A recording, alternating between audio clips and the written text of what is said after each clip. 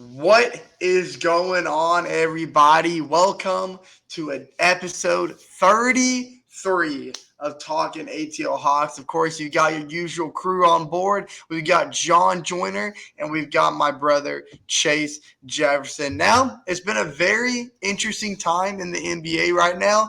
The NBA Finals just officially wrapped up, went to full length to 7 games, which is a lot better than my prediction. My original prediction had OKC in 5, and then I switched it to 6. But it went the whole 7. Yeah, mine was always six. Yeah, mine was always like six. I didn't. I thought that like Indiana was gonna like, at least take 2 games like at home. I don't think anyone expected them to win game one like that. But No, and game 1 was the only win in Oklahoma that the Pacers were able to conjure up. yeah, But it went the whole 7, and game 7 was a little bit underwhelming, but not because OKC dominated necessarily. It's because Tyrese Halliburton, the second number 0 jersey no to third, go down. third, Third, that's right. There's third. 3 because you had Damian Lillard, then Jason Tatum in the semifinals against the Knicks had a season-ending injury, and now Tyrese Halliburton in Game 7, the most pivotal game of his career and potentially the most pivotal game of the whole Pacers dynasty, came to an end.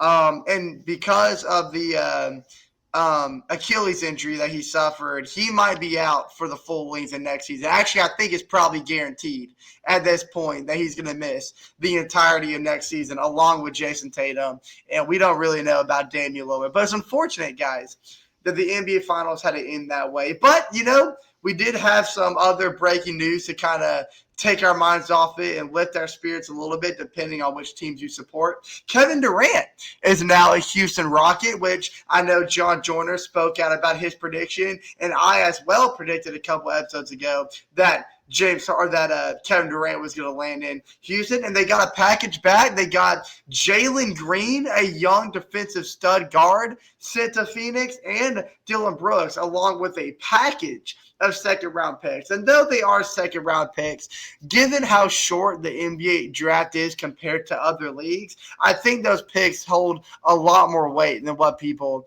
give credit to. But, guys, that's your breaking news so far. Of course, excuse me, before I switch it over to you guys, the NBA draft is tomorrow, fellas. And, of course, we are going to be there live for the draft party in Atlanta in State Farm Arena. So I am excited for that, guys. We're going to be giving our personal final mock drafts here in the next few minutes. And after the draft is over, I guess we'll compare how our mock drafts went in terms of accuracy. But, guys, before we get into our start bench cut, tell me your guys' thoughts, whether it's the finals, if it's the KD trade that went down, or we even got the Boston Celtics reaching out to Portland and getting Simons and actually that's it, just for Drew Holiday, which, if you ask me, I think that was an absolute fleece move by Celtics GM Brad It wasn't Stevens. just for Drew Holiday. It was Simons in like 4 seconds. It was 4 seconds. Again, which just adds on to the absolute fleece move that GM Brad Stevens made. But I want to hear your guys' thoughts about all that, so I'll throw the floor over to you guys. I mean, as far as the trade, the Celtics trade, I mean, like it's kind of weird that I mean, like at first when I first saw I sort of felt like they were like blowing it up after the team injury. So like personally, I don't see why they made the move because Drew Holiday is a key player, and I've also seen rumors that they're gonna be looking to trade more guys like Porzingis and like a few like bench guys. So like I'm trying to see like what Boston is trying to do because of Tatum's injury, since he won't be playing at least the majority of the season next season. So Yeah. So like with the Tatum injury, the Tyrese injury and the Damian Lillard injury, like the East is going to be very mixed in my opinion as far as who can like win it. But Yeah, and I'm kind of wondering myself, like, who is going to be the Thunder's biggest threat heading to next season. And I'm not, and looking at the Eastern Conference, I'm not too sure if I can pick a team that I would say is a threat to the Oklahoma City Thunder, other than maybe the Cleveland Cavaliers, depending on what they kind of do this offseason, because defensively, they're outstanding. Offensively, they're outstanding. But when it came to the postseason, they seemed a little slow and a little sloppy. And I don't know if that was maybe because of the trade deadline moves they made, how they try to fit DeAndre Hunter in. Because what they did with DeAndre Hunter after they got him was kind of strange. Like after they initially made the trade, he didn't get too many minutes with the Cavaliers until later in the year. And then even in the postseason, his minutes got a little interesting. So I'm wondering if the Cavaliers next year will kind of find a better fit in that rotation for Cleveland, and maybe that'll help them with some bench depth as well. Because of course they lost Karis LeVert as part of the DeAndre Hunter trade to the Atlanta Hawks. So I think maybe that would be the biggest threat to the Thunder next year. But other than the Cavs, I just don't see anyone else in the Eastern Conference that could really compete with a team like that. And it's not because of talent; it's because of uncertainty with the Pacers now. What's Tyrese Halliburton's stats going to look like? Jason Tatum, we know he's out for the year. The Milwaukee Bucks, what's going to happen with Giannis before the season starts? And Damian Lillard, what's he going to look like heading into next year? And these kind of questions circling the top tier teams in the Eastern Conference, it's going to make for a very interesting season next year.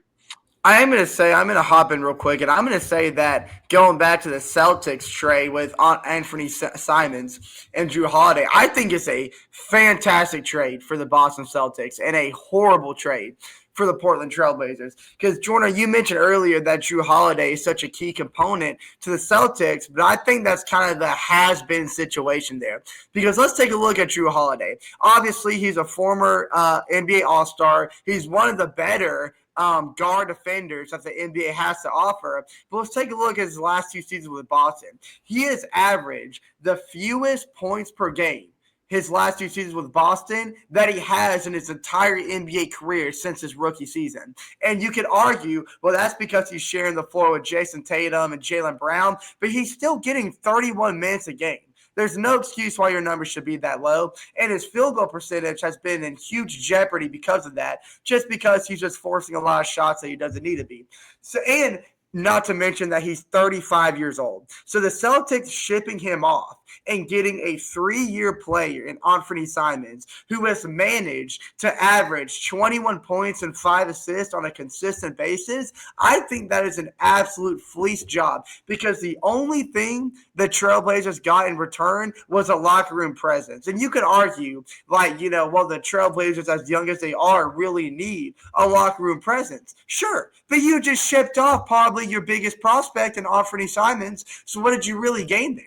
He's just going to be speaking to a bunch of role players, and that's not going to help your team. And you need a guy that has the ability to be a leader, and that was Anthony Simons, but now he's in a Celtics uniform. And the weight of Tatum's injury, I think that is a good replacement, not for Jason Tatum, but just in terms of depth that you can help average in the weight that's going to be lost because of Jason Tatum. But really quick, before we get into our start bench cut, what do you guys think about Kevin Durant going to Houston? I mean, I'm sorry, Jason, you can go first if you want. You can go first. Oh, well, I was going to say, I don't really know how I feel about it. Initially when I saw the trade, my initial reaction was just really shocked, because the Rockets gave up a lot. They really did give up a lot to the Phoenix Suns for Kevin Durant. And it's not just for Kevin Durant, it's for a 36-year-old Kevin Durant. So it's not like I'm going to be 37 by the start of the season. Yeah, so really a 37-year-old, you're right. So it's not like we're turning back the clock and getting an old Kevin Durant. And the package included Desmond Bane, who was one of the top Desmond Bane, I'm sorry. Dylan Brooks, who's one of the best defenders in the league. The top 10 pick that was from Phoenix. Excuse me, I'm all over the place. A top 10 pick coming from Houston that did go to Phoenix, and I think as a top 10 pick. 4 second-round picks, and I know a lot of people are going to go out there and say that second-round picks aren't a huge deal in the NBA, but I completely disagree. All you Yeah. get is 2 rounds in the NBA per draft. So any draft capital, first or second, can drop some real talent. I'm looking at even in this year's draft. I think there's a lot of sneaky players who are going to fall into the second round. You're always going to have players like that every single draft. So I completely disagree by saying second round picks don't matter. So you're giving up Jalen Green, that's the other guy I forgot. Jalen Green. And I just want to go ahead and point out, get this off the table. People need to get off Jalen Green's back. I understand that he was a huge prospect heading into the league and he hasn't really panned out the way everybody thought. It doesn't mean he's not a huge prospect anymore. The potential with the young age that he still holds outweighs anything that he might have showcased his first couple seasons. Because I could also argue that mixed in with the really young talent that he was around in Houston,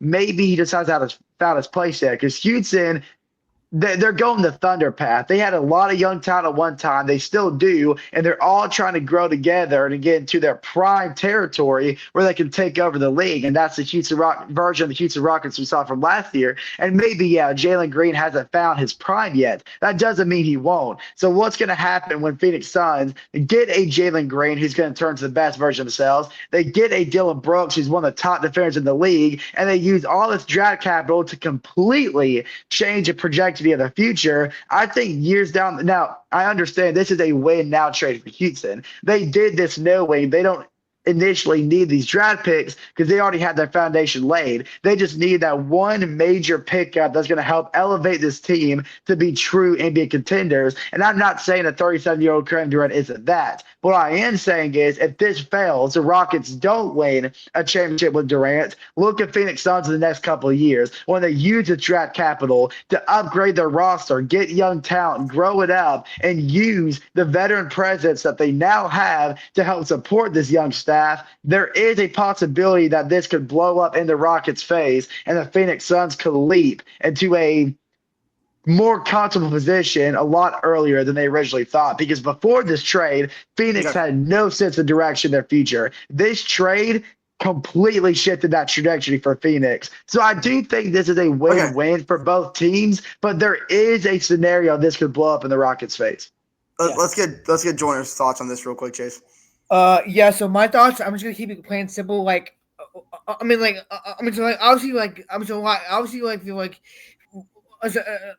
so my opinion, like Houston did to have a championship or bust type of season with Durant, because like we said, Durant's getting up there in age. But to me, like Phoenix could lose this trade depending on their draft depending on who they draft tomorrow. So my mock personally is what I think Phoenix should do to win this trade. Me too. I'm gonna sit here and say that us as NBA fans and those as NBA analysis need to stop pretending that Kevin Durant is what he used to be, because he's really not. And I'm tired of hearing this argument every single time he gets traded. Because let's back it up a little bit. Let's think of what everyone's been saying since it's Houston trade. How Houston did this, like you mentioned, Chase, win now situation with the young talent they have and the fact that they were able to finish the second team in the Western Conference and a really good Western Conference at that. You add a guy like Kevin Durant, sure, you're going to be eye candy to be the next NBA Final champions. But let's take a look back at Kevin Durant's track history since he's left since he's left Golden State. But let's be honest, Golden State could have won that even without Kevin Durant. And I think when you stop pretending that that's not true either. He went to Brooklyn. You built a dynasty in Brooklyn, a potential dynasty with James Harden, Kyrie Irving, Blake Griffin, DeAndre Jordan. What happened? Kevin Durant got injured. Everybody else got lazy, and that was a complete flop. Okay, you ship him over to Phoenix. What happened? You surround him with Devin Booker, Bradley Beal. What happened? Kevin Durant got injured. Devin Booker was suffocating for help. Bradley Beal was inconsistent and couldn't stay off the injury bug either. So why are we pretending it's any different now he's going to Houston? What makes you think that I should believe that this is going to be any different? Because now I will say the situation of what surrounds him is a little bit different, because you're putting Kevin Durant around a lot of young guys who, A, aren't going to get lazy on you because they're barely 4 or 5 years into their NBA NBA journey, and they're hungry to win, especially in the defensive talent on Houston. I know you got rid of Dylan Brooks, but the wing and perimeter defense that Houston has to offer is best in the league. So props to that. You give Kevin Durant the whole center point of him being the number one scorer in Houston, despite all the talent that's around there. But what makes me believe that Kevin Durant is going to be on the court for 50-plus games of the NBA season? Because I don't think that's going to happen, because he barely did that in Phoenix. So to me, it's not worth giving away what you had in Dylan Brooks and Jalen Green, because I do believe Jalen Green is 1 or 2 years away from being one of the best guards in the NBA. I really do believe that. And you shipped off all the second-round picks that could have added to what you had in Houston already. So I think we need to stop pretending that Kevin Durant is this big package that any team can acquire and instantly become finals favorites, because that's not true at all, and it hasn't been true since he left Golden State. So I think that's what really frustrated me about this whole trade, is that everybody jumped immediately on Houston being the new final favorites. I don't even have them in my top 5 for final favorites. You need to be careful with your words. You got to be careful with your words. What do you mean? That was a bold thing to say. That the Rockets aren't even top 5 contenders next year. That's a bold thing to say. I don't think they are. What? Okay, you tell me this, Chase. They finished second and really low to West. Why did they get dominated by Golden State? Because Golden State had all the playoff talent in the world. Okay. 90%, I think it was like 80 or 90% of that Houston Rockets team has never been in the postseason before. 80 to 90% of that team has never touched a postseason. And if you think that doesn't make a difference, you're completely wrong. Postseason basketball and regular season basketball is not the same thing. Well, and when you're facing a Golden State team with Stephen Curry, Jimmy Butler, Draymond Green, who has had several, not just postseason appearances, NBA Finals appearances, you're daggum right you're going to get smacked in the face, and I'm not at all shocked it happened. That doesn't mean it's not going to happen next year. And now you're adding a Kevin Durant who has NBA Finals experience with a young team that now has playoff experience. Houston Rockets just contradicted yourself. How? You just said, and I wouldn't be surprised if it happens again next year, and that just carries to my point. Well, I never said that. When did I say that? You just said that like 30 seconds ago. I never said I'm not going to be surprised that happens again. Well, I never said that. What are you talking about? You literally just said. Okay, I never said that. So you dabble your feet in some postseason water. You still didn't make a big impression on the Golden State Warriors team, who quite honestly has, aside from Steph Curry, there's really no reason why they shouldn't have been able to keep up with that Golden State team. Not true at all. I think you're missing the biggest problem with why Houston got owned by Golden State, because I think there was a problem that's a lot more bigger than the fact that they didn't have any postseason experience. Because guess what? Neither did 80% of that Thunder roster team that just won the NBA Finals this year. So they made the Western Conference Finals last year. Are you insane? Yeah, that Thunder team made the Western Conference Finals last year. What do you mean they didn't have any postseason experience? Okay, fine. Let me rephrase that. Barely any postseason experience. The Western Conference Finals is not barely postseason experience. You gotta be kidding me. You have to be kidding me. So but you're forgetting the biggest problem here. That was with Houston. They can defend all they want. Defense is the reason why they took Golden State to 6 games, but they cannot. 7 games, excuse me. But they cannot score the ball when it matters most. And you're like, well, problem solved. They got Kevin Durant. No, not problem solved, because Phoenix still faced the same problem with Kevin Durant. Phoenix was bottom 5 in the NBA on points per game in the fourth quarter. You're comparing Phoenix to Houston. You're comparing Phoenix to Houston. This is insane. This is insane. Because you're not listening, because I'm not comparing the two teams. You're not listening. That's not what I'm doing at all. But what I'm saying is Phoenix was bottom 5 in the NBA on points per game in the fourth quarter, and that's when Kevin Durant had the majority of his minutes. So and that was the Rockets' biggest problem, was scoring the ball when it matters. One guy cannot fix that. They've got to have the right supporting cast, because anybody on the opposing team is going to go and double Kevin Durant, and who's that going to leave you with now? A bunch of lackluster players who, in your eyes, needed just one series of postseason basketball to make the NBA Finals, when I can guarantee you, listen, and I love this Houston Rockets team, but No, you they're don't. gonna, I do. I'm a big fan of them, No, but you they're gonna need more than a year to make the NBA Finals, and Kevin Durant is not the Band-Aid you can slap on a boo-boo and say, okay, we're ready to go, because he's not anymore. And that is okay. He's a great player. He's a great guy, but the Rockets still need help. Not to mention that they have one of the smallest rosters in the NBA, and that's going to be a big problem. No, when it they comes don't. to Especially with Kevin Durant added to the team. No, they don't. Chase, Houston Rockets were playing small ball basketball the entire season, and they got out rebounded by Golden State. I'm talking about by 10-plus rebounds on average every game in that series. No, absolutely not. Okay, let me pull up the numbers then. I'm glad Please you pull the said that. numbers. Rockets versus Warriors playoffs. And after this, we got to get into our start bench cut, because we are running Then our out of time. mock draft, because we're behind schedule. Yeah, we are very behind schedule. But I just want to go stats. Total rebounds in game 1. Golden State 52, Houston 38. That's just game 1. All right, let's go to game 2. Stats. Total rebounds. Rockets 46, Golden State 42. Okay, they had him beat there. But let's go to game 3.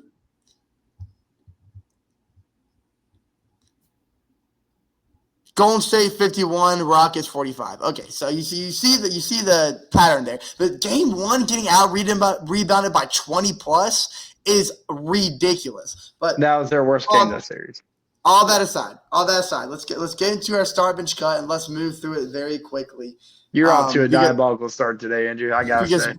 I want all the fire. Let's go. I want all the fire, because by this time next year, when Houston gets bumped in the first round again, we're gonna revisit this little conversation. But we should. I'm excited for that. Let's go. So, start bench cut really quick. NBA Finals just wrapped up. Shai Gilgeous-Alexander, to no surprise, won the Finals MVP. But after he won the Finals MVP, there was a big conversation that sparked around the NBA world that the Finals MVP does not matter, and it's a trash award. That's just been the common thing, because anyone's saying that J-Dub was more of an asset than SGA, which I personally agree. I personally agree with that. But SGA wins the NBA Finals MVP, fine by me. But a lot of people were still upset about that. But I want to go over my personal top 3 Finals MVPs in NBA history, and I want you to start bench cut them, because I figured since everyone's talking about it, why not let's make it a start bench cut. So starting with number 1, I'm going with the 1993 MVP Finals Award, Michael Jordan. It's when they won their first back-to-back NBA Finals, and Jordan averaged 41 points per game, 8.5 rebounds per game, and 6.3 assists per game.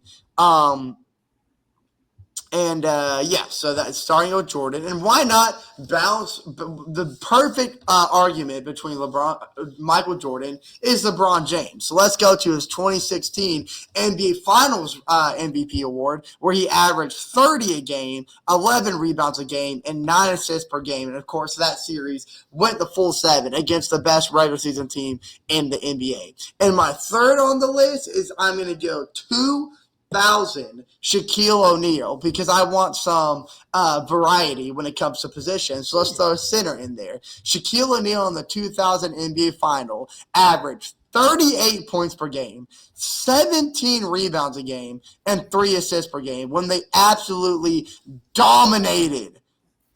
Can I say it again? Dominated the NBA Finals that year. But y'all go ahead and quickly throw them y'all's way, y'all's predictions. Jordan, you go ahead and lead us off. Okay, this is tough for me because I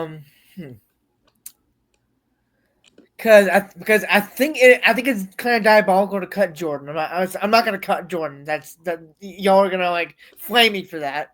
So I'm not gonna cut Jordan. Mm-mm. Hold on, real quick. Let me just look up the season the series for the Shaq finals. Was that a Oh, I can. sweep or was that a sweep or I believe they swept the Magic that year. Am I wrong there, or did the Magic take a game? I'm looking it up real quick. I'm pretty sure they won in 5. Pacers. It was the Pacers, Oh yeah, Pacers. Sorry, not Magic. I'm and sorry. they won in 6. Oh, it was 6. I thought it was 5. Oh, I thought that game went 5 too. But No, okay, 6 games. 6. So okay. Um, you know what? I'm gonna cut Shaq. Okay. Um, and I'm gonna um. hmm. I'm gonna. You know what? Screw it. I'm gonna start LeBron just because I watched that game. I watched that series personally. I'm starting LeBron. I'm gonna bench Jordan, so y'all can't flame me for cutting Jordan.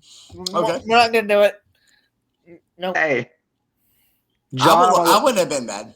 John, Yeah. I will let you know that I was not going to flame you because actually I'm starting Michael Jordan, and the reason I'm starting him is don't get me wrong, LeBron James 2016 NBA Finals is one of the most Yeah. incredible feats because he's the first to ever come back down 3-1 in the NBA Finals, and that couldn't have been done without LeBron James and the numbers he put up, especially his incredible Game 5 and incredible Game 6.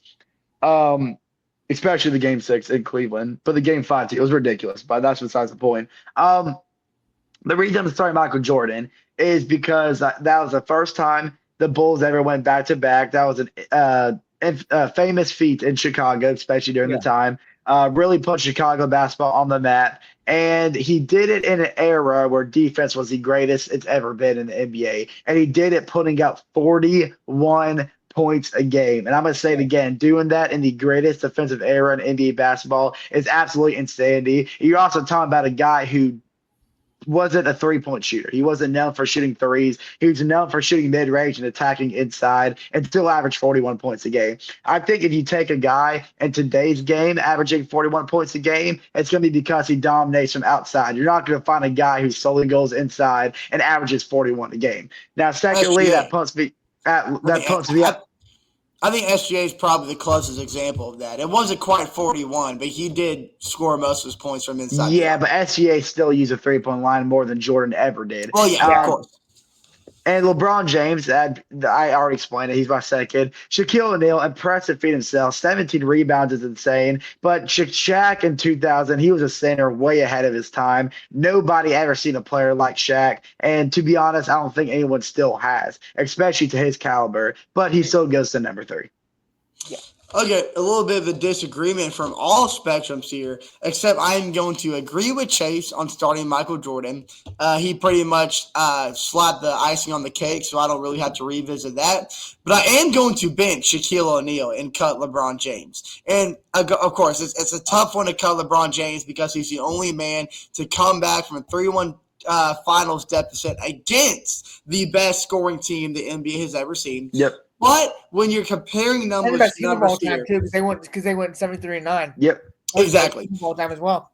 But when I look at Shaquille O'Neal's stats, averaging 38 and 17 in the NBA Finals is something that we have never seen done before, and we still have not seen anybody even come close to averaging 40 and 17 in the NBA Finals. And 38. you're going to take a look.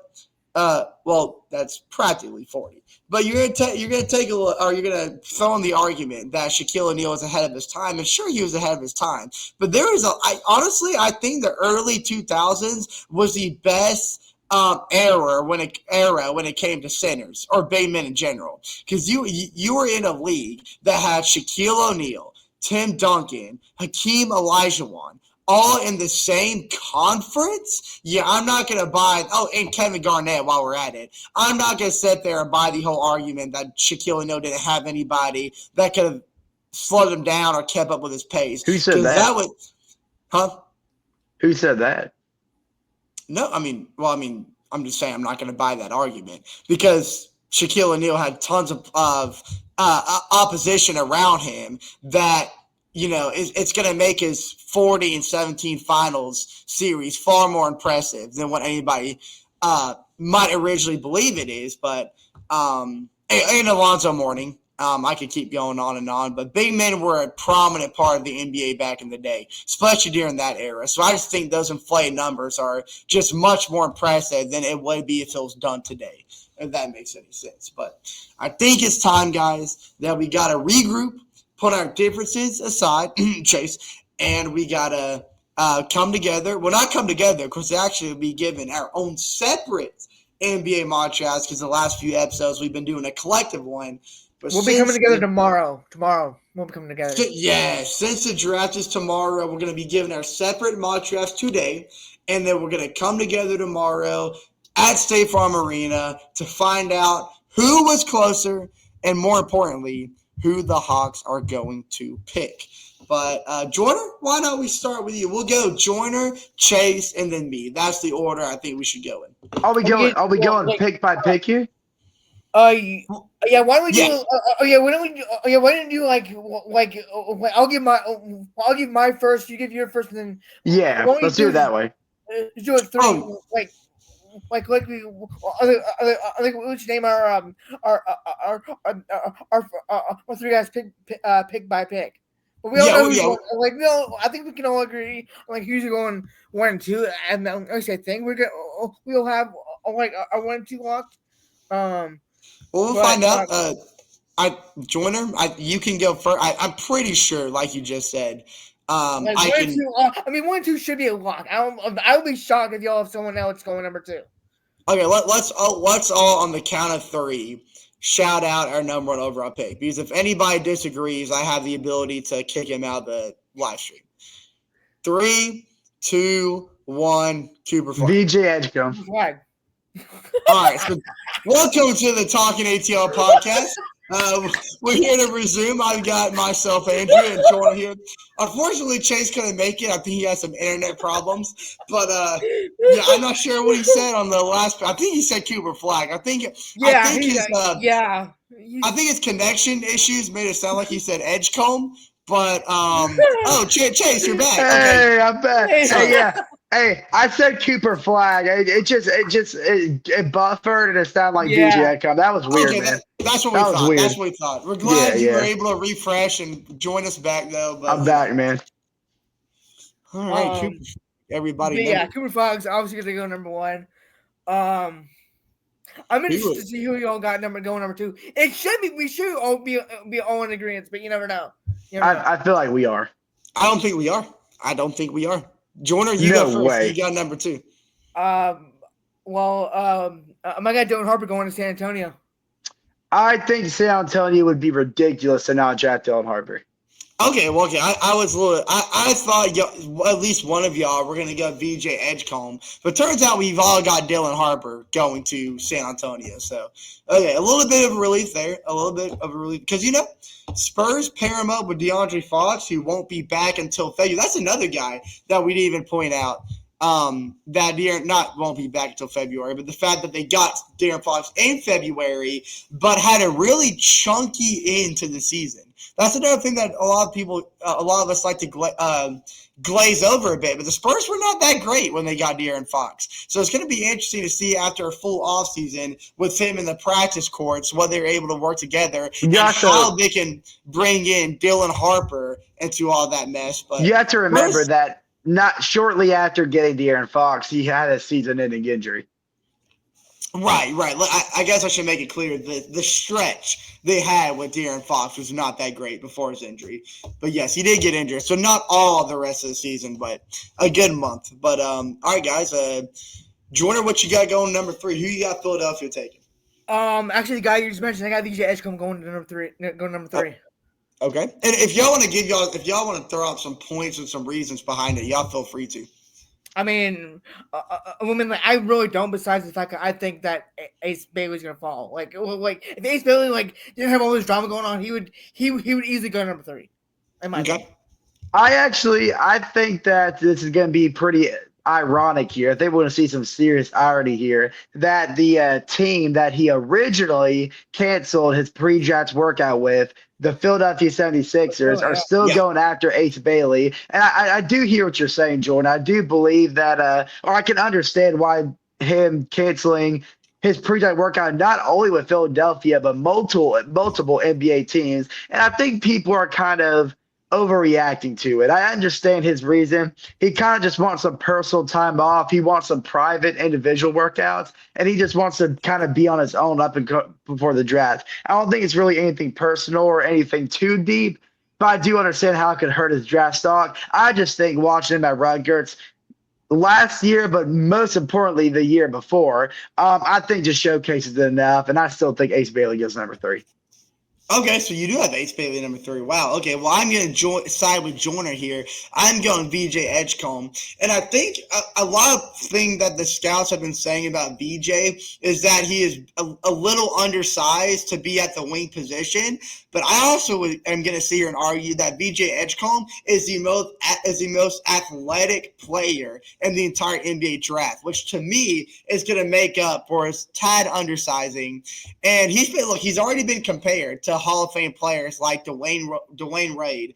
And one NBA scout after the draft combine went out and said that he's got pro talent written all over him. And I think, with the shooting ability and his athleticism, I think he's the perfect fit for a team like Philadelphia who needs some explosiveness on the court. So I'm going VJ Edgecombe. But now we move on to the first Southeastern opponent. Joyner, who do you have the Charlotte Hornets taking here?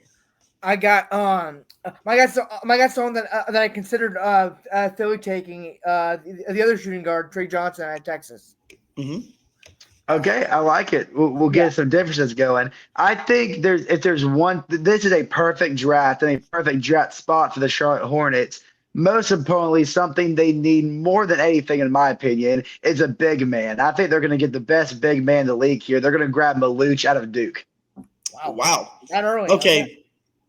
Well, you said we got some differences, Chase, but actually, so far, me and John Joyner are the exact same because I myself am taking Trey Johnson out of Texas. And my main reason for this is that the Charlotte Hornets finished 28th in the NBA in three-point percentage, and they are in desperate need of anybody who can shoot beyond the arc. And with Trey Johnson, who shot 52% from the field as a freshman amongst the best defensive conference of the NBA, I think that's all the Hornets need to see in order to draft Trey Johnson.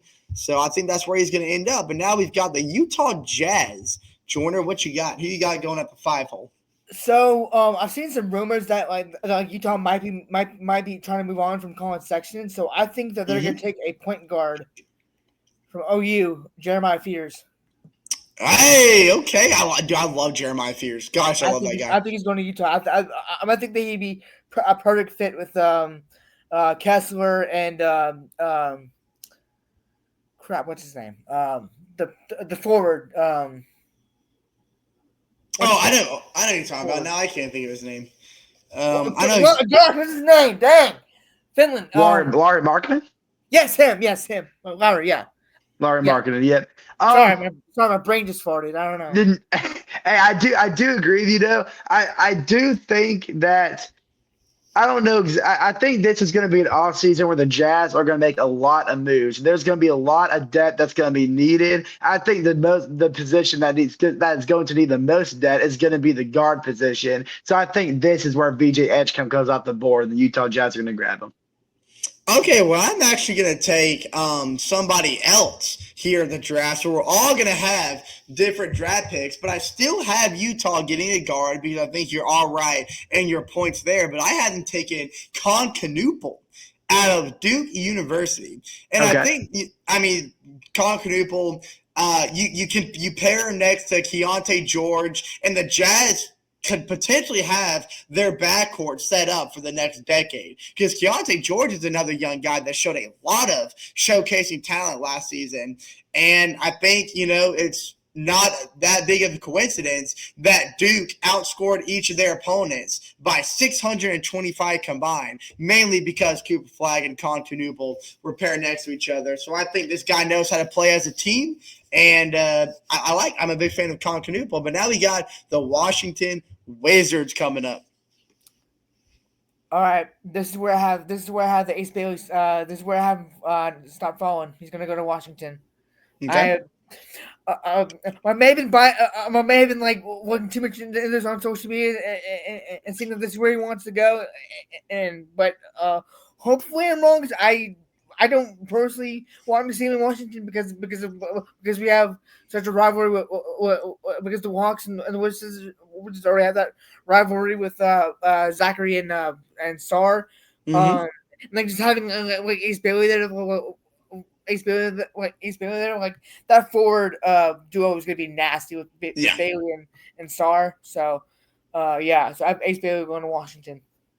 Washington is one of those teams in the draft that they could literally use anything at any position. It would be one of those things where they could literally draft any position they want and it would make sense. They need that much help. But you mentioned Trey Johnson out of Texas, Andrew, and I know you're talking about how his offensive abilities, especially shooting beyond the arc, and a very defensive-heavy conference was really impressive, and that I do agree. But I think you'd even mention his most impressive part about his game, and the factor that makes him stand out more than any other guard in the draft is that he is easily, by far, without a doubt, the best defending guard in this draft. When he was with Texas, what he was most known for was how he was able to handle the most prominent and most difficult ball handlers in the SEC and do it in very consistent and intriguing fashion. I think that's going to be very attractive for the Washington Wizards. They need everything, and they're going to start with a guard that can not only shoot, but going to play some really good defense.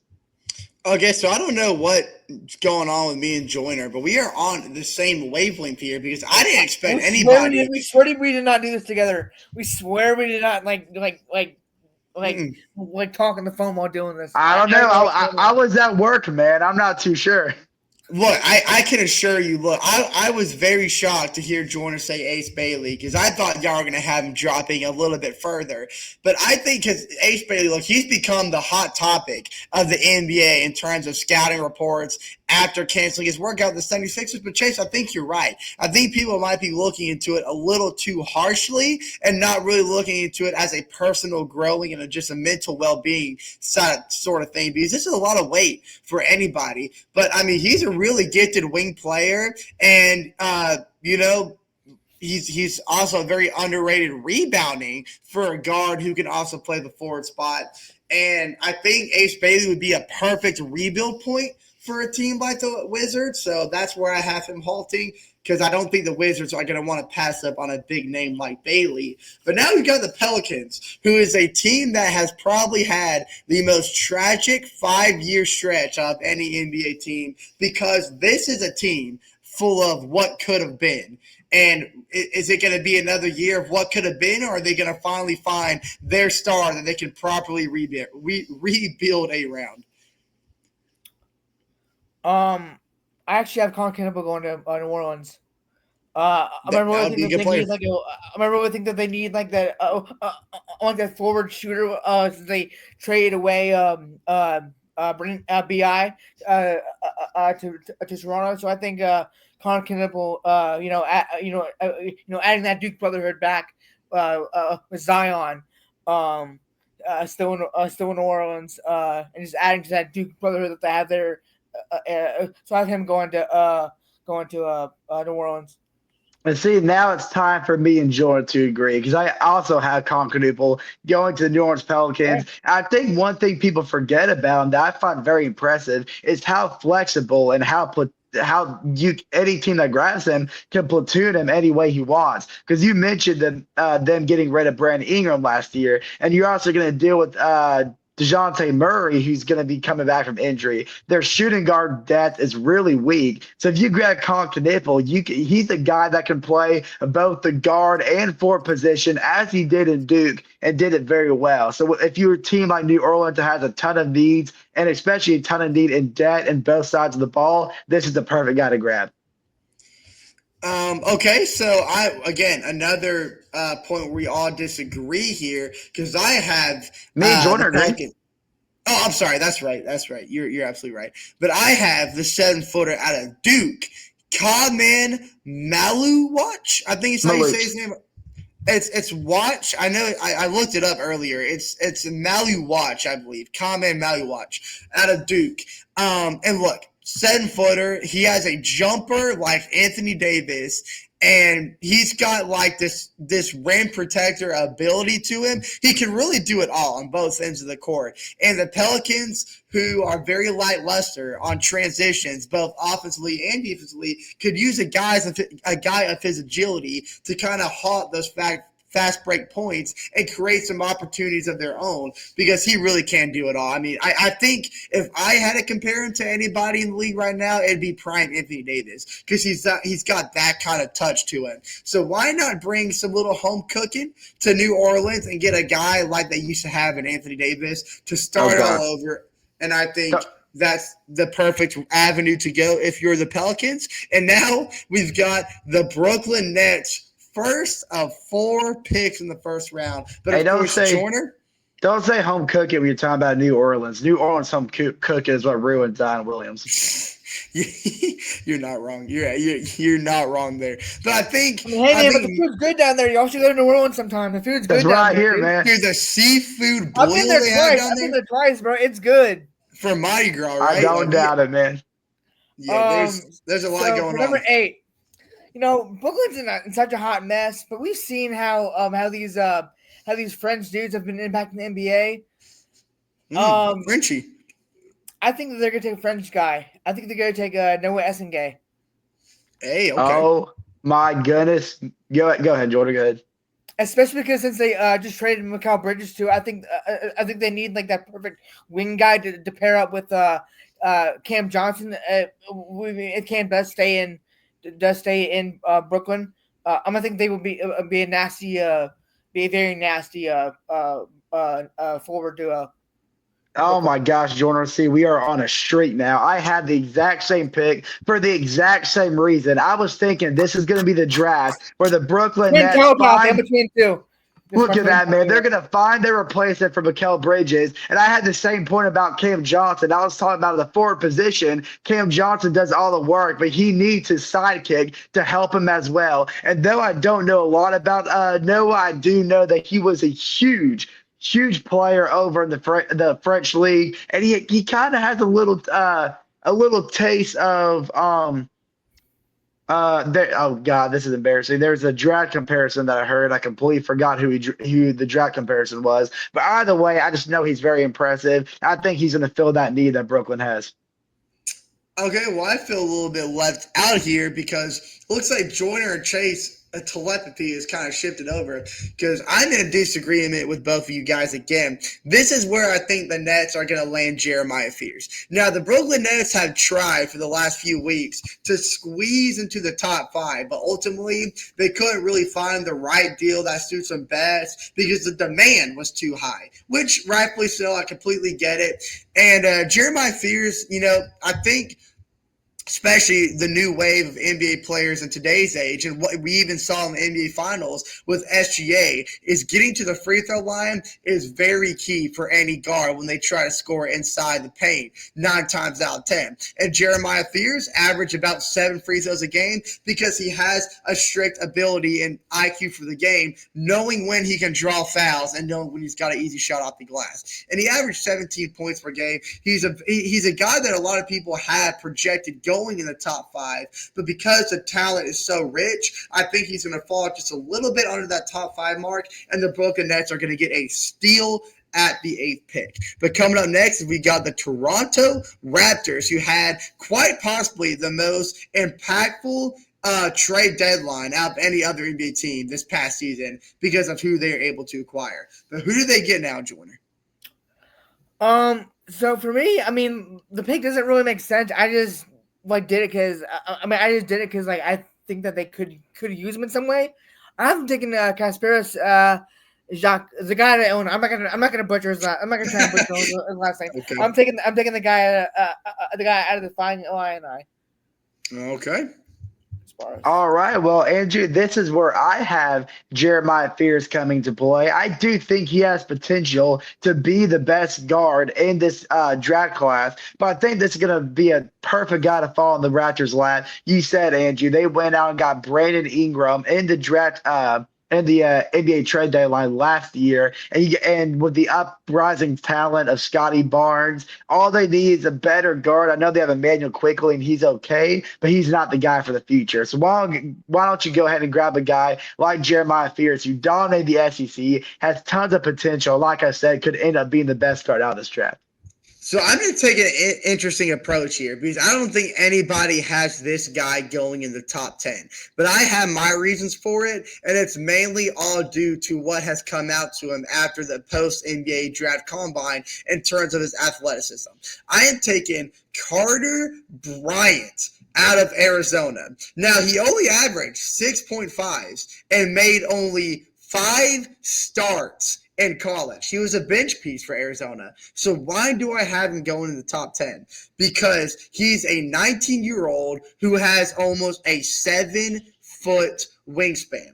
And he stands and he can reach at about 8 to 9 feet underneath the rim. So I see him as a guy the closest thing to Wembanyama in this draft when it comes to his wingspan and his vertical, because he has a vertical of almost 40 inches, and that's what he's been able to showcase at the NBA or draft combine. That's what I was trying to say. And the Raptors, the main reason why I put him at the Raptors is because the Raptors have made a lot of reports that Carter Bryant is becoming closer and closer to becoming their number one interest in the first round of the NBA draft because of his wingspan and his vertical. And they need a guy who can be a strict rim protector and a guy who can make fast break opportunities happen. And I think, like I said, with the New Orleans Pelicans pick, kind of weighs into the Raptors as well. And I think Carter Bryant is going to be, I think what I read online is he'll be the third bench player in college to go in the first round of the draft. I think that was right. I may have to check my sources again. But I'm looking for Carter Bryant to make some unexpected noise. But now let's go to the Phoenix Suns, who we've already talked about a lot at the start of this episode. But now they're going to be on the clock with the 10th pick. So, if y'all remember what I said that the only way I believe that Phoenix truly wins this trade is if they do not mess up this draft. Now, ever since that they've gotten rid of DeAndre Ayton, their big men have been lackluster. Yep. I think y'all know who I'm taking. Yeah, I think y'all know who I'm taking here. Come on, Malone out of Duke. I think he's gonna be the guy that takes this Suns team, well, not to the promised land, but I mean, I think he helps them bring them back into playoff contention for the West. And Jordan, I think that'd be a perfect fit for Phoenix. Unfortunately, I just don't see him falling all the way to number 10. I really do think this is the guy the Hornets grab. So I think based on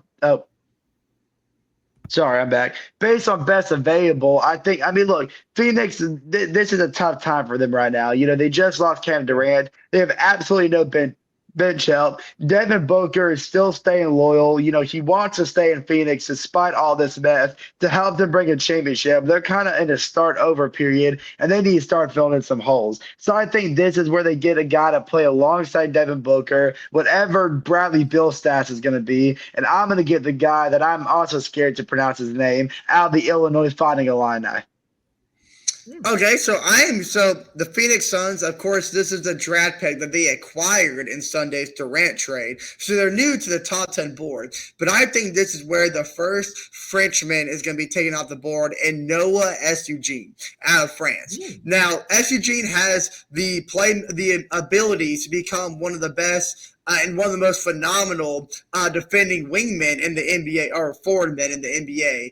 And he's got elite athleticism, and he's also the second youngest player in the draft next to Cooper Flagg. But a guy, given the absence of Kevin Durant and already the defensive talent that you brought in with Jalen Green and Dylan Brooks, you get another big forward that can take the absence of Kevin Durant in terms of wing defense or inside defense and kind of help elude that to Dylan Brooks and Jalen Green. You're going to have a three-headed defensive monster inside the paint of all times for the Phoenix Suns, and I think that could help aid them a lot, especially since they're probably going to be a little lackluster when it comes to the scoring end this upcoming season, just like the Houston Rockets did. Make up with lackluster scoring with good defense, and that's all you need to apparently finish second in the Western Conference. So we'll see how far that takes the Phoenix Suns. But now that we've kind of dabbled our feet in the top 10, let's kind of speed things up a little bit since we're already at the 54-minute mark. But starting at the Trailblazers at the 11th pick. 12th pick. This would be Carter the Bryant. I got Carter Bryant. Okay. Just for depth and since they also just traded Simons. I know Simons isn't a forward, but like forward depth is always useful in the NBA. He could be a nice guy to pair up with a great forward and Denny Avdia, who we saw get traded on last year's NBA draft, like moments before the draft. So I think he could be a good guy to pair up with Denny. I completely agree, and I also have Carter Bryant going to Portland. Like you said, Wow. he adds forward depth to Portland. And they also in a desperate need of big man help as well, so he can be that big man role if need be. But Carter Bryant, like you said, you only played 5 games this year. He was supposed to be a much bigger prospect heading into the draft, but he kind of had a Michael Porter Jr. story when he was at Missouri. Got injured, missed most of the year, never really had a chance to prove himself. But the Denver Nuggets still took a chance on Michael Porter Jr., and look how he turned out. I think it's going to be the same story with Carter Bryant. And this is where I have y'all guys already took him off the board. This is where I'm taking Kasparis Jalkunis. I'm just Thank you. That's probably right. His name. Yeah. Out of Illinois, plain and simple, he's got a lot of creative playmaking abilities, and I think he's going to mesh very well with Portland's young core and Scoot Henderson and Shandon Sharp. And they also have Donovan Clingan at the center position that I think he's going to mesh very well with. So, yeah, I think that's a pick to take. Let's roll on to Chicago at the 12th pick. Yeah. Again, like back to the Phoenix thing. I mean, like Nikola Vucevic is getting up there in age. I sort of see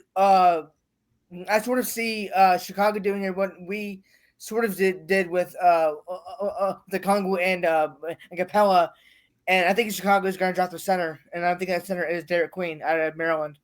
I think they're going to Derek Queen.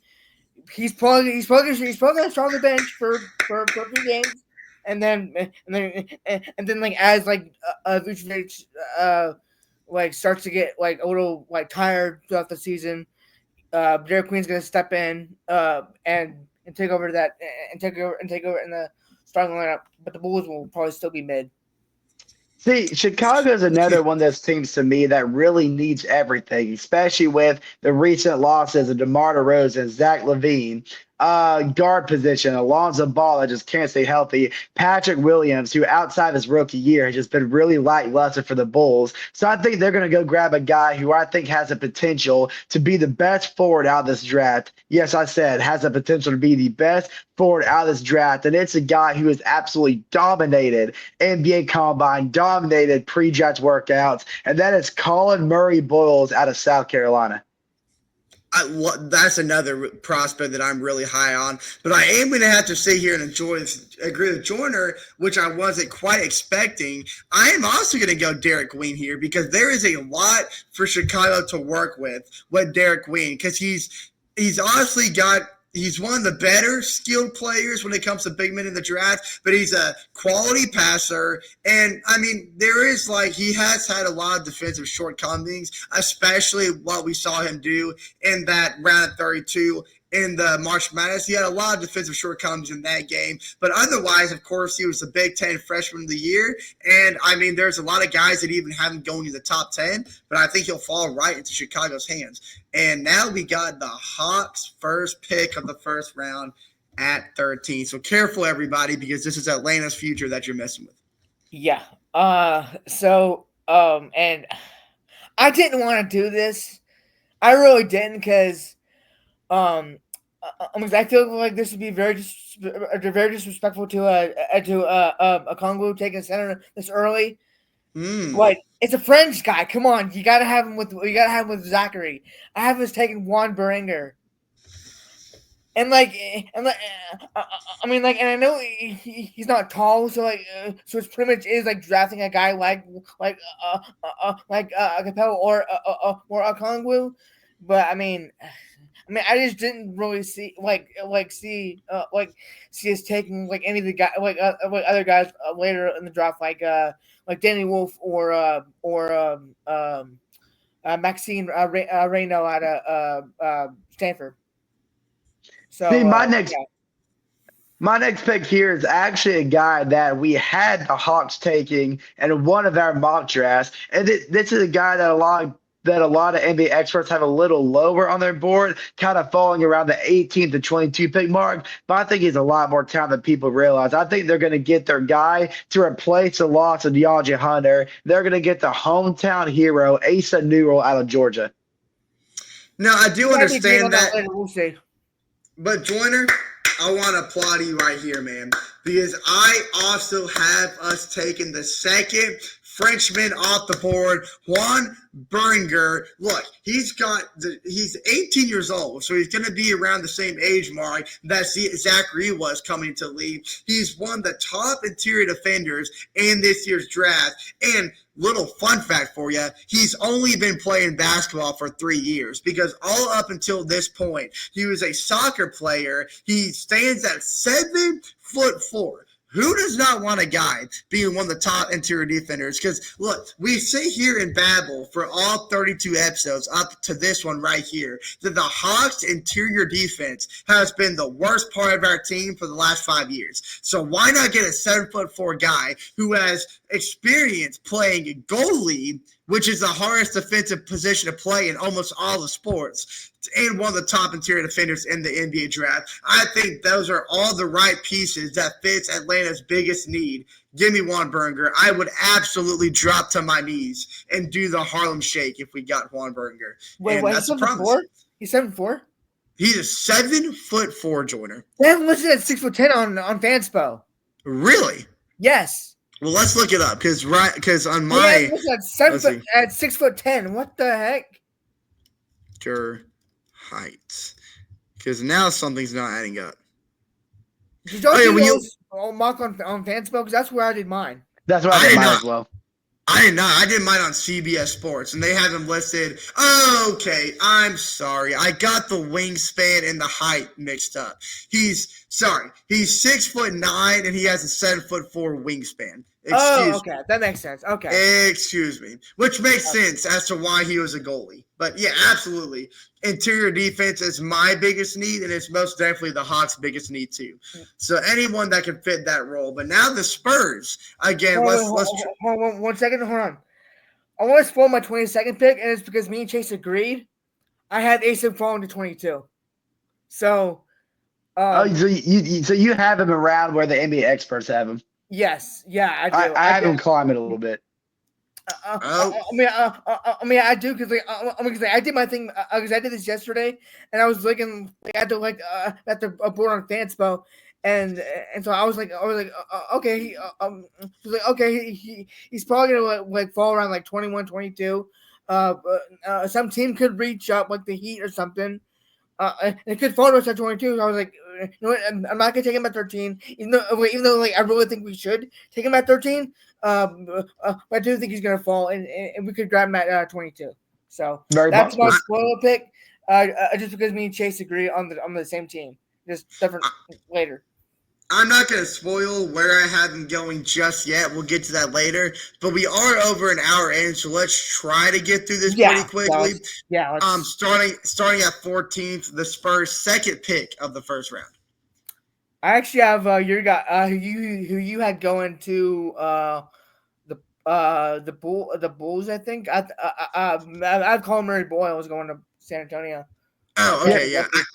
I haven't picked him yet. I thought you were talking about me. Oh, I had him. I had him go to Chicago. My bad. I thought Winnie had. I knew Winnie had. I just wasn't sure. It was me. Going to San Antonio. I had him going to Chicago, and I have a little bit of surprise here for San Antonio. I think they're going to go after a guy to kind of help get some point guard depth because Fox is going to come back after an injury. Chris Paul, he may or may not be back on San Antonio to decide what they want to do, whatever Chris Paul wants to do. So I think they're going to kind of reach down the bag a little bit and get Jace Richardson out of Michigan State. Okay, I'm going to go with a guy that I was really high on the last time we did a collective mock draft. I'm going Danny Wolf out of Michigan, the 6'10" forward, because look, Danny Wolf is 7'2". 7 foot, my bad, 7 foot. Danny Wolf is 7 foot. He's 7 foot. He's straight 7 foot. CBS has him listed at 6'10", so it's kind of interesting that all these websites have him. Yeah, see, I don't know. Somebody's slacking over here at CBS. But anyways, or Fanspo, honestly, like it's either one. It's probably Fanspo because they have like these like dumb. You know how I'm just like you know how they have like Dwayne Wade's still in the Heat on the roster. That's right. It's probably Fanspo. LaMarcus Aldridge is still on the Spurs. Yeah, okay. Well, we definitely know who's lacking then. But we're going to find out whenever the pick is made just how tall he is. But my main point for this is Danny Wolf was alongside Vlasiv Golden at Michigan, and that was one of the best big men duo in the NBA. So you let him create that kind of synchronization with Wembanyama, that might be the best paid duo in the entire NBA for years to come. So that's kind of my expertise on Danny Wolf. But now we got the defending NBA champs, the OKC Thunder. Again, this is really hard to do because they just won the championship. They are the most complete team in the NBA. I haven't taken Demon out of BYU, the Cougars. Okay. I mean, when you're complete the Thunder, or why not go ahead and get one of the most well-coached guys in the draft, coach under Dan Hurley out of UConn, Liam McNeely. Okay, I'm going to take my favorite player to watch in last year's March Madness before they got eliminated. A little bit of a Cinderella run led by Colorado State's Nick Clifford. He was one of two players in college basketball to average at least 18 points, 9 rebounds, and 4 assists while shooting 40% from the three-point range. This is the definition of offensive efficiency, and I think a team that's complete, why not add another offensive threat you can't go wrong with in Nick Clifford? But now you've got the Memphis Grizzlies, which everybody is saying has reportedly said that they are scared to play in Memphis because A, it's a dangerous city, and B, it's a dangerous organization to be in right now. So which NBA rookie is going to risk their life to play with the Grizzlies? I actually have Liam McNeely going to Memphis to replace Desmond Bane. Okay. Hey, you know what? That'd be a great pick for the Grizzlies to take because Desmond Bane is no longer there. To go play in Memphis, just like John Morant, you got to have a weapon. So why not grab a guy who has a super soaker, Edgar Demon out of BYU? I'm going to go with Cedric Coward out of Washington State. He probably has the best comeback story in college basketball because he started at the Division III school, Willamette University, which is located in Northwest Oregon.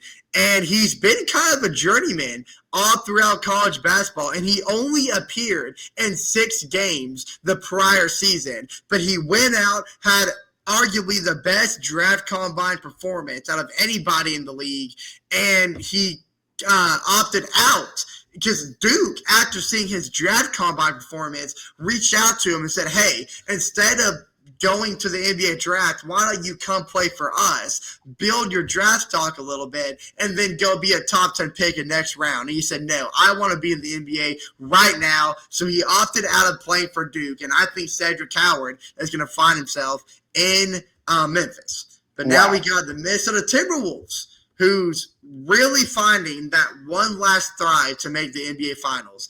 And is this going to be the pick that does it? So Mike Conley is very old, so I haven't taken a point guard. I'm gonna go Jace Richardson right here out of Michigan State. I'm gonna go with a guy who kind of like Colin Knuppel can be a platoon guy, playing both the guard and forward position. Very versatile too. I'm going Will Riley out of Illinois.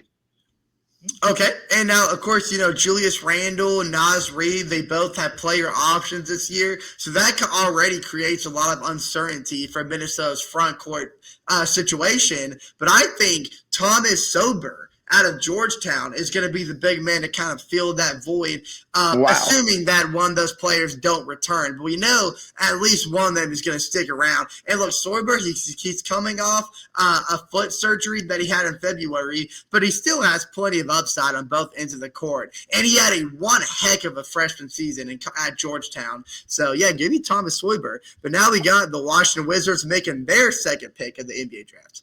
We just have a break and trade. Oh my gosh! Was not for a draft. Was not for a first round draft pick though. Oh, I thought you meant like an IRL. We just had a breaking trade. We did. We did. Wait, we did? What happened? Pelicans are trading CJ McCollum, Kelly Olynyk, and a future second round pick to the Washington Wizards for Jordan Poole, Saddiq Bey, and the 40th pick.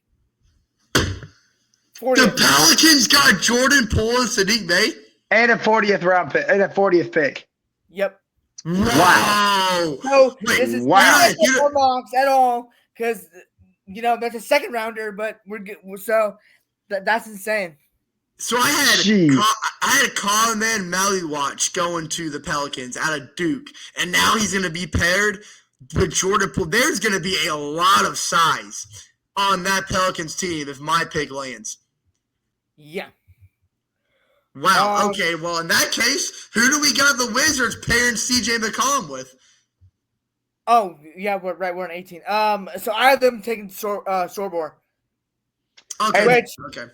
I guess it doesn't make sense now because they got Kelly Olynyk. So I already messed that up. Kelly Olynyk's a role player. Kelly Olynyk's just a role player. And he's aging. He's aging. And this could be that could be a veteran presence for a guy like Sober if they still want to get a young guy and let him develop under a seasoned vet like Olynyk. So your pick actually still makes a lot of sense. Yeah, I guess that is true. Yeah. I this trade does not affect my Trey Johnson pick because CJ McCollum is basically a fossil at this point. Just wanted to point that out. But I think they're going to go out in this pick and get a guy to kind of give Sarr a little bit of support. That's a guy who can also play the forward position. And this is also a guy who's an underdog story last year. Small sample size because outside of his performance in Maryland last year, don't really know too much about him. Kind of was under the radar. It's just Derek Queen, baby. Okay, and Chase, I'm going to take what you had going in the top 15. I have Colin Murray Boyles falling here to Washington. And I'm going to make my analysis on him plain and simple. If you want to know the kind of player he is, think Draymond Green without all the anger issues. And that's Colin Murray Boyles down to a T, right? Hey, he's more offensive than that. Let's not do him that dirty. Okay, fair enough. Okay, Brooklyn Nets making their third pick of the first round. Who we got? Wait, no, that was the second. Oh, did I have? I'm sorry. I thought this was their third. I might be wrong here. The third and fourth are. Okay. Is in the late 20s. Okay, you're right. This is their second. Excuse me. Yeah. So I have them take. I don't have them trading yet. I have them trading with their later picks. Okay. I have them taking Will Riley out of Illinois. The second Illinois had to come off the board. This is where I had the Frenchie go, and a guy going to a team that needs a lot of center help. This is where I had Joan Beringer out of France. He's going to the A, baby. Let me tell you. If he drops that low, that's going to be the steal of the draft. But this is a guy. Joyner had this guy going in the top 15, but I have him going just above the 20th pick. The super soaker himself, Edgar Demian. Look. Anybody that gets their hands on him is going to have one heck of a thrill because he probably had some of the best heat checks in college basketball this season, especially in the Big 12 tournament this year. So he's going to be a fun player to watch. But now he's got another Southeastern foe, the Miami Heat, the team that knocked us out of the play-in tournament this year. So I have a lot of sour feelings towards him. But who we got him taking? So I'm so like in the past mocks I've done, I've had him mocked to this team at least 2 or 3 times. I think Hugo Gonzalez fits the Heat culture. I think he's going to go to Miami.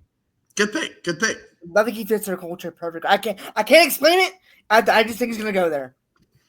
If there's one position on Miami Heat where they have absolutely no depth, that's the power forward spot. And I think they have to go power forward here or they're going to be in big trouble. So I want to get one of the most under the radar heading into last year forwards for this draft. And that's the guy from Colorado State, like you said, Angie, was a lot of fun to watch. I'm getting Nick Clifford.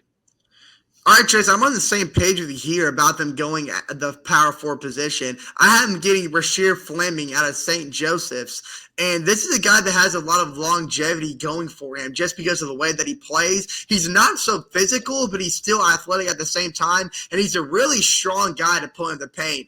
And I think the Heat do need inside defense more than what a lot of people think. And I think that's what he's going to have to offer to Heat culture. But now we're going to shift it over to the Utah Jazz. And I have a very interesting pick for this one, just to let you guys know.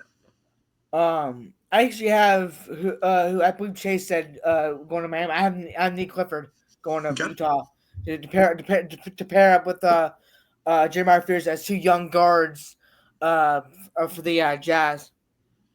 This is where I have the Jazz kind of filling in that point guard spot that could be lost due to Colin Sexton potentially leaving. So I'm getting my third freshman off the board, and Nolan Traore. Okay, so now I had Con Canoopel going to the first pick for the Utah Jazz, and now I think they're going to go out and get a bigger man who can still play guard, but I think this is when the Spaniard prodigy gets taken off the board, and Hugo Gonzalez. I know one of y'all had him earlier, if I'm not mistaken. I might have him going to Miami. Yes, so that's right, the last pick. I knew I heard his name somewhere. But this is where I had the Jazz picking. He's only 19. He's a work in progress when it comes to his offensive standpoint. But he's probably his best or his biggest strong suit comes so when he attacks the basket. And I think that Utah needs someone with his aggression. But now we're going to the Atlanta Hawks, their second pick and their final pick for the first round. Who do you guys go with? Well, I mean, I've already said who I'm taking. That's right. I might agree with Chase on who the Hawks I'm gonna take is not at the position. I think he is gonna fall, but I do think that we get another great Georgia Bulldog to the A. And now this guy was not. This guy was not my friend when we were watching college basketball, but the Hawks somehow get him. I can learn to like him. This is a guy who has one of the most – this is probably the most college experienced guy in the first-round projections of the draft. He just won an NCAA championship, and I still don't know why he's projected so low in the first round, but this is no other than the Florida Gators' Walter Clayton Jr., and I will lose my mind if the Hawks were able to grab him at 22. I don't mind Walter Clayton, but just like I spoke about last mock draft, I have, again, Hawks going back-to-back French players. This will be 3 Frenchmen we have on our team if you mix that with Zachary Richardson. I think the Hawks are just going to go off Frenchmen at this point. Nolan Torrance, or Toar out of France. Yeah. Guard, 6'3". He's only 175, but look, I will admit he had a little bit of an inconsistent season with the French team that he had over in the LNE Elite Division in France. But look, he's a speedy guy. He's got lead point guard ability. He's very noble, and he's got a wide variety of skill sets that the Hawks could use. So that's where I have us going. And now the Pelicans making their third pick of the NBA draft. Who we got? Well, since the Pelicans just traded away Kelly Olynyk, I have them actually taking Danny Wolf out of Michigan. Okay. Look, I think Zion Williamson was supposed to be their big man presence, and we just all know how that turns out. And they're getting to the point where they're tired of him. They want to move on from him. So I think they're going to get their next guy in the door that can help develop in that spot that was supposed to be Zion Williamson's, but it's going to be Thomas Burrow out of Georgetown, one of the best put-back centers in the NCAA last year. Huge rebounder, averaged almost 20 games, shooting 53%. Unlike Hawks Dwight Howard, there was no missing back, a put back after a rebound. Thomas Silver is going to be a New Orleans Pelican. I think the Pelicans, because they have so many first-round picks, are going to kind of roll the dice a little bit for their third pick. I think they're going to go Liam McNeely out of UConn, and you're going to ask, why is he a roll the dice kind of player here? Because the biggest questions that need to be answered for Liam McNeely is, does he have the capability to guard the best NBA wings in the league? Because he had a little bit of a lackluster wing presence for UConn this past season. And is he going to be a better three-point shooter than his 31 percentile suggests? So those are kind of the questions that need to be answered. But if he can improve upon his wing defense and his three-point shooting a little bit and mix that with his automatic mid-range game, he could be a guy that the Pelicans could roll the dice on and could get a huge return back in for the seasons to come. But now we've got the Oklahoma City Thunder. Yes, the defending champs get 2 first-round picks this season. Who do we have them taking here? Again, like they're such a good team. They're such a complete team. They can really pick anyone, and like I don't think that it would necessarily be a miss. I'm gonna have him taking Rashid Fleming out of St. Joseph's, and you know what? I could see him playing in the G League for a little bit, honestly. Sure. It's help develop him. Now, listen, the Thunder in my last pick, I haven't given them one of the most well-coached guys, or Liam McNeely. I'm going to another guy who has a lot of experience, not in the NCAA, but now it's my turn to get the slippery Spaniard. Give me Hugo Gonzalez going to the Thunder. I don't think he's ever been called a slippery Spaniard before. But, he did now. He did now, that's for sure. This is where I have Will Riley going out of Illinois.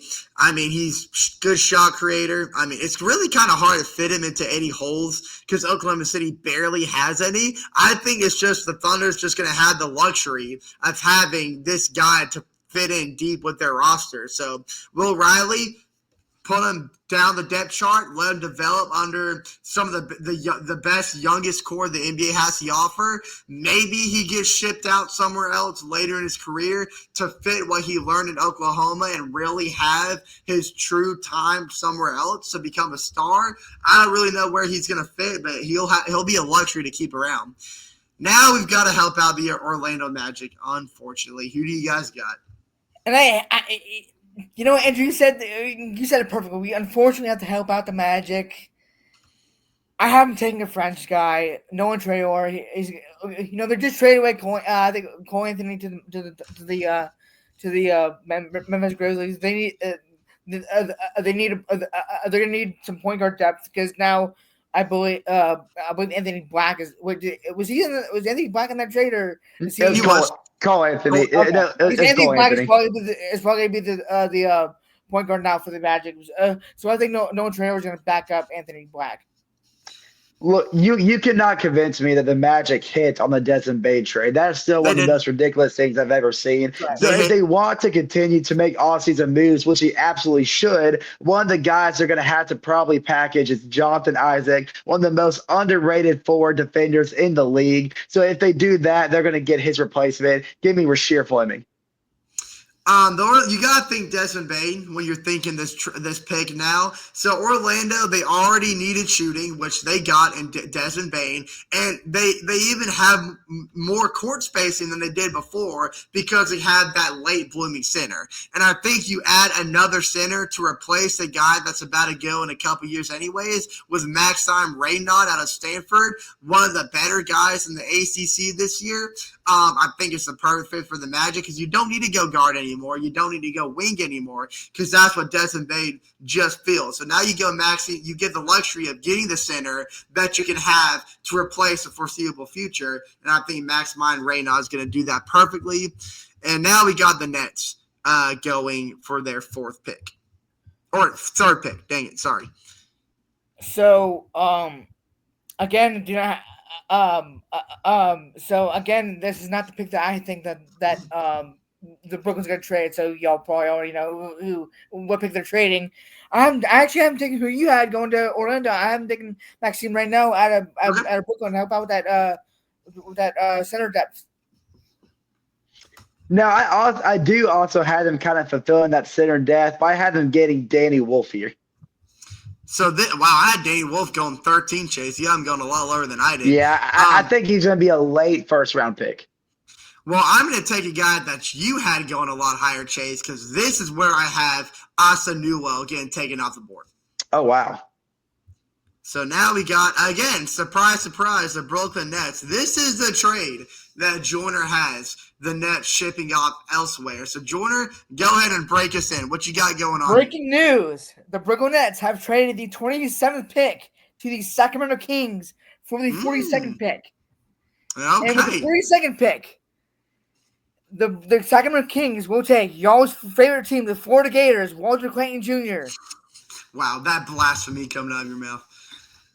Okay. Look, what a trade up that would be for Sacramento if they could land a guy like Walter Clayton for the expense of a second round pick. I mean, like they just traded away De'Aaron Fox. De'Aaron Fox. So, I mean, like they need a point guard / like a guard in general. So I mean. I don't know why, but like Sacramento was trading away their point guards. You know, De'Aaron Fox, Tyrese Halliburton. You know, and then they no longer have Kevin Huerter anymore, who is a good guard for them as well. Exactly. Yeah. Which is why, Joyner, you're not the only one who can make things spicy. Breaking news. We have a trade. The Brooklyn Nets trade their pick to the Sacramento Kings, but they are actually going to get Cedric Coward out of Washington State. No shot we bought the same team, dude. No, no. I originally had Brooklyn getting him, but I just now made that trade. You just traded to the Kings? Like the exact whoa. Okay. Hey, they like you said, they need guard help. Losing De'Aaron Fox and Kevin Huerter, they are lacking some guards. So why not get one of the, in my opinion, one of the bigger sleeper picks in this year's draft? Well, I don't want to be left out, so screw it. Ding, ding, ding! We've got another pick on hand, and guess what? The Brooklyn Nets are shipping their pick to the Sacramento Kings. Can you believe it? And the Sacramento Kings are going to get Drake Powell out of North Carolina. That is the guard that they're going to get on their hands because, look, he was an underwhelming freshman. I totally get it. But this past ACC tournament has skyrocketed his draft rankings. And now the Sacramento Kings just trade for him. So congratulations, Sacramento. You just got traded 3 different times by 3 different guys who don't know what they're talking about. But, hey, look, if the Brooklyn Nets actually end up trading their pick to Sacramento, shout out to you guys. We're getting naked in State Farm Arena if this trade actually happens. That's how we're going to get kicked out. We're going to get a lifetime ban. We're gonna get a lifetime ban for sure. 100%. Okay, so I guess we're on 28th? Yep, 28. And this is the Boston Celtics. Yeah. Screws, they just got Anthony Simons. What are they gonna do now? They have a forward that just tore his Achilles, so I'm gonna have him taking a forward, and I'm not gonna say his name. I'm just gonna play a song real quick, and y'all are gonna know who I'm picking. Oh my gosh. Me too, Joyner. Me too. What? Pig Suey. Me too, Joyner. I am taking Adothario forward out of Arkansas. Let's go. I hate to do it to you, Razorback. Boston. I hate that I had to put your Razorback in the Boston Celtics jersey, man. But they need that forward help with the obviously Jason Tatum mess. I mean, I wouldn't mind, especially because like Jordan Walsh is there, already. So like that's already some like Razorback connection there. So I'm gonna go. So this pick actually makes a lot more sense for me now because Drew Holidays are no longer on the Celtics, and they need a guy who could be a good defensive presence at the wing spot. So I'm going to take Jace Richardson, who has a big profile at Michigan State of being a good guard who has no defensive limitations when it comes to size. So yeah, give me Jace Richardson because he only stands at 6 foot, but he can guard just about any wing player. Now we got the Phoenix Suns again. Oh, wait, Of course, they got. Who did you have Boston taking? Did you go? Who did you have Boston taking? Wait, say again. I'm sorry. Jace, who did you have Boston taking? I think I missed your pick while playing the song. I had the same guy. I had the Arkansas guy as well. Oh, okay, sweet. Yeah. Okay. Well, so like as we know, the Suns traded away Kevin Durant, so they need a small forward help. And again, French guys in the NBA play well. Noah Penda, you're going to Phoenix. Give me Noah Penda forward to the Phoenix Suns to replace Kevin Durant. Now, Joyner, I know you talked about it with the Suns' first top 10 pick. We're talking about how, ever since the loss of DeAndre Ayton, they've really had no center help whatsoever. The podcast. We didn't have to make him lead this time. He just did it on his own. Well, while he's gone, I guess I'm going to go ahead and make my pick. And this is where I have the guy from Stanford who is one of the most prolific and didn't get the respect he deserved, but he was also a former six-man Pac-12 Player of the Year back when Stanford was in the Pac-12. But give me Maxime Reynaud out of Stanford. I mean, I think there's still Stanford is in Stanford's in the ACC. Yeah, when Stanford was in the Pac-12 last year, if I'm not mistaken, I believe he was the Pac-12 six-man of the year. Gotcha. God, it's hot. It's hot here, guys. The temperatures in Phoenix really like to rise. He's not joking. He's not joking. I think like yesterday, it got up to like 117 or something like that. Oh, it was like 90. It was like 90 degrees at 9 a.m. today. Dude, Phoenix is hot, man. Hold on. What's that? What's that sound? Do y'all hear that in the distance? Hold on. This is kind of awkward. I was supposed to have this queued up, but I forgot. There you go. Do y'all hear that in the whimpering distance? The ice cream truck. That's perfect. So many memories, dude. Excuse me. Yo, can I have an ice cream? Oh, thanks, buddy. Look, they gave me an ice cream cone to help me with the heat. But you know what? I'm going to hand this over to Walter Clayton Jr. because he's going to be a Phoenix Sun, and he needs it more than I do. Wait, hold on. Let me call Walter Clayton over here. Walter. Oh, Walter, come here. I have an ice cream for you. No, that's okay, Andrew. You can keep the ice cream. Oh, dude, thanks. You're so cool. I just got an ice cream cone from Walter Clayton, who's going to be the new Phoenix Sun. Wow, that's crazy. Is that why you're a Florida fan now? Because you were wearing a Florida Gators shirt a few months ago? Oh. No, never happened. I don't know who you're talking about. Okay, so are we on number 30 now, the final pick? We're on the final pick, guys. All right. So, with the final pick in this draft, the Clippers are going to take a Pac-12 guy, Cedric Howard, out of Washington State. Okay. I don't know. That was just a throwaway pick in my eyes because, yeah. I think this is where the fourth Fringy gets taken. Give me Noah Penda going to the LA Clippers. Oh, wait, hang on. What's that in the distance? Oh, thanks, man. I'll just take a water. Oh my God. You're doing it, I'm gonna keep it short and sweet, like my ice cream cone and the thing in my pants. Give me Ryan Kalkbrenner out of Creighton University to go to the Los Angeles Clippers. Yeah. We're gonna get age restricted. We have to be. No. I have to age restrict this episode when I upload it, man. Well, guys, thank you for sticking around. That is going to cap off each of our final mock drafts before the NBA draft. Sorry it was a longer episode, but I mean, what did you expect? Me and Chase We had a lot to talk about.